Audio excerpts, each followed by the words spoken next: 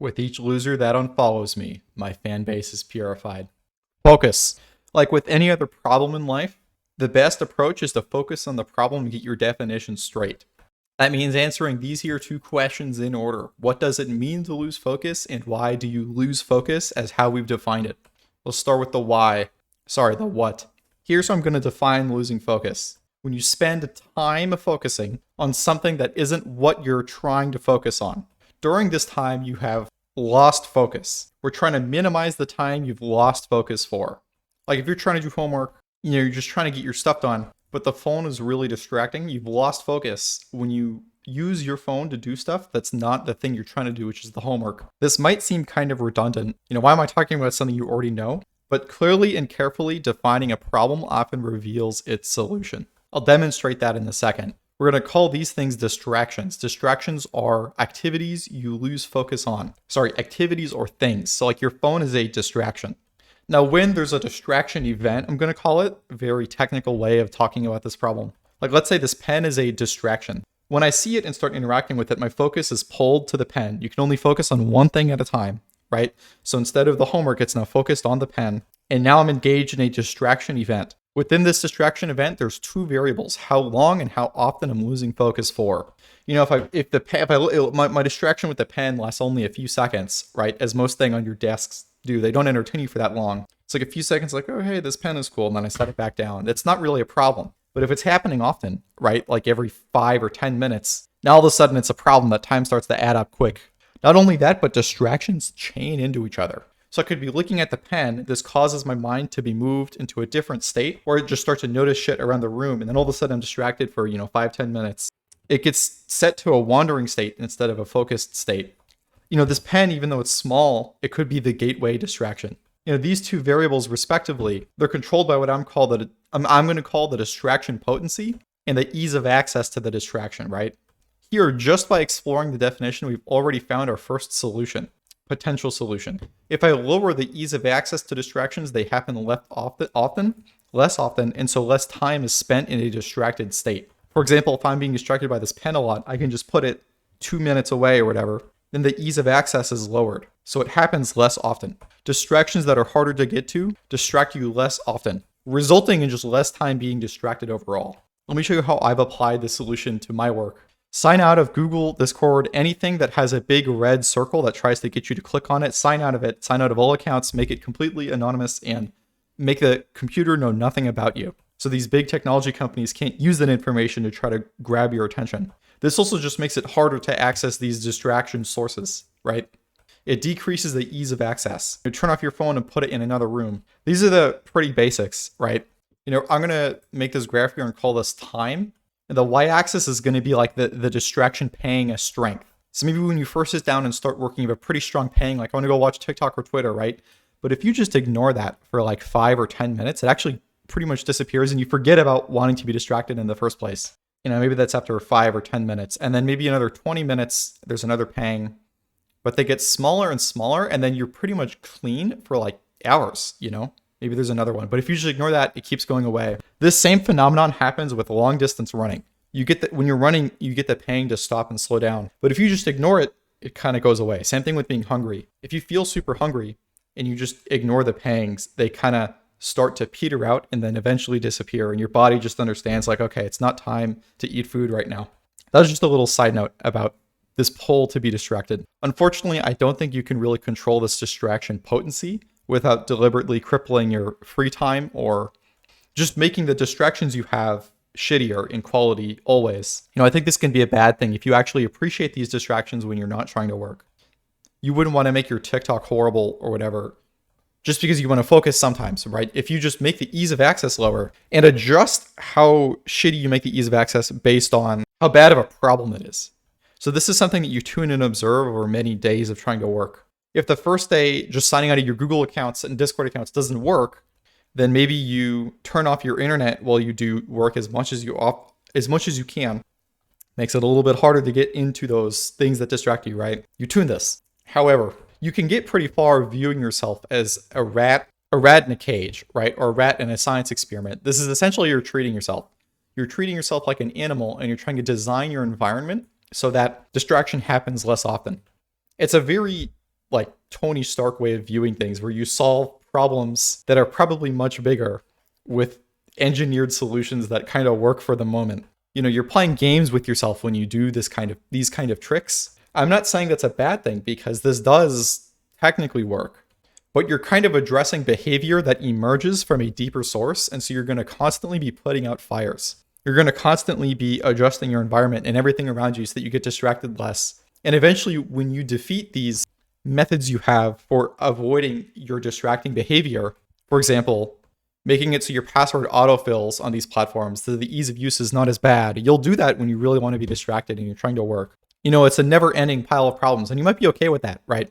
It's perfectly acceptable to do things like that and just constantly handle this problem. However, there actually is a deeper way to explore this question that causes the problem to disappear almost immediately in any situation. And that's by exploring this question, why do you lose focus, with a lot of scrutiny with yourself? And not just the question of why do you lose focus, but why is it a problem at all to lose focus? You might be saying, oh, that's self-explanatory. I want to get work done, so it's bad if I lose focus because then I don't get what I want.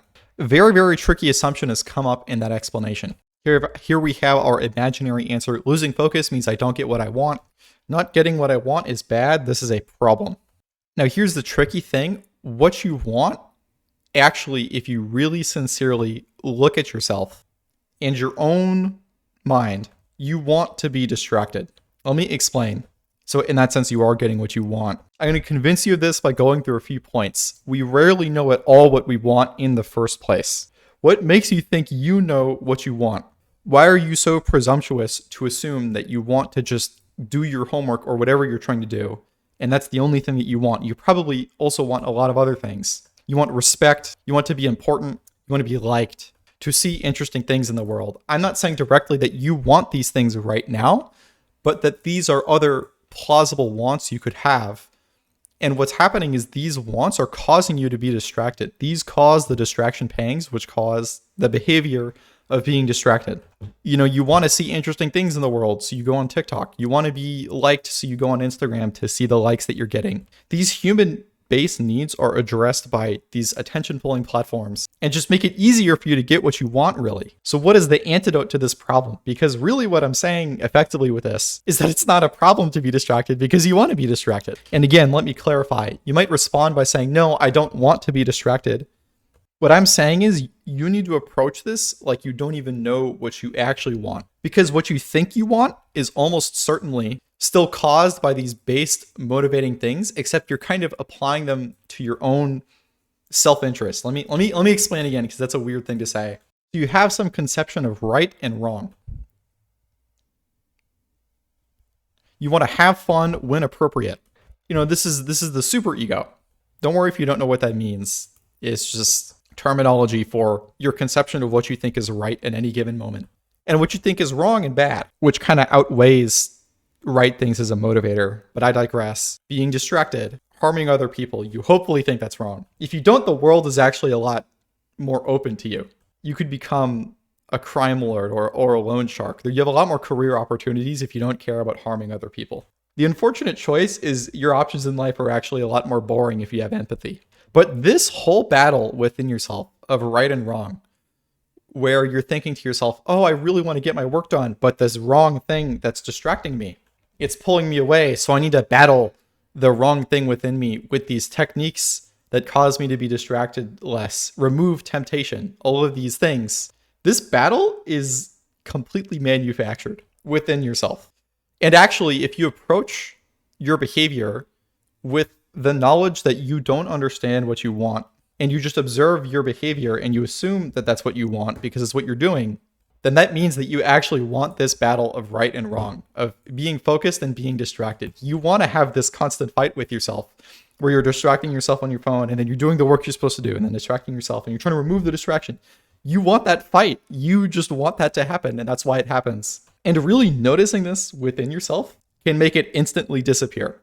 Because here's the thing, you probably want this because you have an absence of other real conflict in your life. You have no other real source of meaning, or maybe you don't even think that the work you're doing is that meaningful or important to you on a spiritual level that goes deeper than just your right and wrong and what you think is good and bad. You're just not really pulled to the work in general. And so you're trying to make up a conflict, not just to entertain yourself, but to try and give you meaning almost. I'm not saying that's why you want this. That's one potential reason for why you want this. But you need to examine why you really want the conflict to happen within yourself sincerely. And kind of when you do that, this whole thing will probably disappear. And you'll either, it just isn't a problem anymore by definition because you want it to happen, so it's not a problem. I will say this. I personally think that the concept of right and wrong, from my own investigation, it seems to only uphold if you believe in a heaven or hell. If you actually believe that after you die, it's just like before you were born and there's no more existence, then right and wrong doesn't make sense at all. It kind of loses its footing. That doesn't mean you don't do these supposed bad things like harming other people. It's not at all what it means because you probably don't want that flat out. You just don't want to do that naturally. You don't need to come up with a reason for, there actually isn't a reason for your deepest wants because they're not born of this world, I believe. So that's another whole complicated thing, but this video is already 11 minutes. I'll go over really quickly my thoughts on that. All of this stuff, what you want, right? You want this conflict of being distracted and not being distracted. You picked up from the world when you were little at some point. Your whole personality and everything that you are is just kind of a reaction to your circumstances. Maybe you were, as a little kid, you wanted to go play outside, but the teacher told you you have to do your work now. And so now you put yourself in the position of the teacher in your daily life, and you're reprimanding yourself like you're your own teacher. Or you just learn that that's how you interact with yourself from that situation. That small encounter caused one part of your personality out of many to spontaneously exist. And when you observe these things, you actually begin to deconstruct your personality, which is very cool. Anyways, that's all I got for you guys today. Don't forget to like and subscribe.